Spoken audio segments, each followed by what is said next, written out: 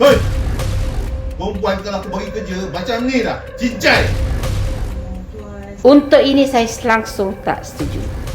Sebab wanita tidak boleh dianggap sebagai golongan kelas kedua.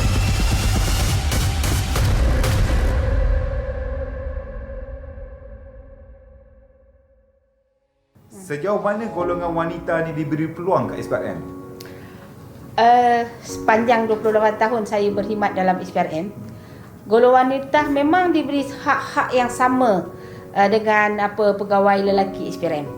Kalau kita menyorot sebelum ni pun, ramai kepimpinan kita terdiri daripada pegawai-pegawai yang menduduki pos-pos utama pun pegawai wanita kan, dan sampai sekarang lah. Dan dalam dasar wanita negara, tiada diskriminasi gender langsung. Maknanya wanita perlu diberi sama taraf, sama hak dengan golongan lelaki. So itulah yang juga kita amalkan di dalam SPRM. Dalam kerjaya, wanita perlu menerima hakikat bahawa mereka bukan saingan untuk lelaki atas faktor keterbatasan. Apa komen Datuk? Untuk ini saya langsung tak setuju. Sebab wanita tidak boleh dianggap sebagai golongan kelas kedua. Dalam kerjaya, wanita perlu berjalan seiring dengan pegawai lelaki. Walaupun kita golongan wanita ni perlu menerima hakikat, walaupun nak dikatakan polisi tidak, silent polisi pun tidak, tetapi kita kena akur situasi atau nature of job tu ada menyebabkan terlihatnya golongan wanita ni terkebelakang daripada lelaki. Tetapi dalam situasi yang lain, bila kita melihat sektor perguruan di mana sentuhan keibuan tu perlu, adalah didominasi oleh golongan wanita. Tetapi dalam agensi penguatkuasaan, memanglah kita nampak dari keperluan dari segi fizikalnya lebih kepada pegawai lelaki. Sebab tu kita melihatkan bilangan pegawai lelaki tu lebih ramai daripada pegawai wanita.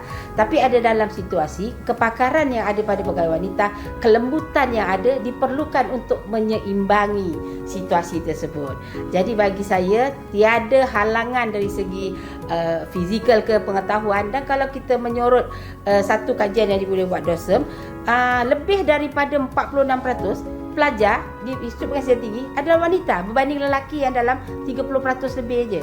Tetapi bila berada di dalam pasaran, dia perlu melihat kata orang nature of job, situasi pekerjaan tu yang memerlukan kekuatan fizikal mungkin lebih pada lelaki, tetapi yang perlu kepada sentuhan wanita dari segi untuk mendidik, untuk menerapkan nilai-nilai murni kepada kanak-kanak, mungkin itu lebih kepada wanita. Tetapi yang cantik adalah apabila kita dapat menyamakan, menerima kekurangan satu pihak, menerima kelebihan satu pihak, diletakkan dalam satu tempat yang sama, maknanya apa-apa agensi, apa-apa organisasi dia akan berjaya dan sukses. Apa cadangan Datuk untuk menjulang wanita dalam kerjaya khususnya di SPRM? Itulah saya mengucapkan ribuan terima kasih. Saya telah dilantik sebagai Gender Focal Point oleh Kementerian Pembangunan Wanita dan Kawasanan untuk memperkasakan wanita yang ada di dalam SPRM. Sebab itu juga saya telah diberi mandat untuk mewujudkan satu yang dipanggil Gender Focal Team. Dalam Gender Focal Team ini saya telah melantik beberapa pegawai kanan wanita yang di SPRM untuk duduk sama dengan saya untuk membincangkan dan melihat apa perkara-perkara yang kita boleh buat untuk meningkatkan kemajuan kerjaya wanita di SPRM. Untuk meneruskan legasi kepimpinan pegawai kanan wanita yang ada pada SPRM, saya telah mula mengorak langkah untuk mengadakan pelbagai latihan, program, aktiviti untuk mencari bakat-bakat ataupun mencari pegawai-pegawai yang betul-betul berkaliber untuk melaksanakan atau mewarisi tugas-tugas pegawai kanan wanita. Sebab bagi saya, sebagaimana saya tegaskan sebelum ini, satu-satu organisasi tidak akan boleh kekal relevan dan berjaya jika hanya didominasi oleh satu gender saja. Sebab keseimbangan akan wujud apabila kedua gender ini mampu bekerjasama dengan baik. Dan insya-Allah kita telah memulakan daripada Ramadan yang terbaru ni. Kita mengadakan pada 4 Mac hari sambutan Hari Wanita SPRM dengan kita adakan forum, kita adakan ceramah untuk memberi peluang dan pendedahan dan pengetahuan kepada lebih ramai pegawai wanita tentang situasi semasa yang berlaku.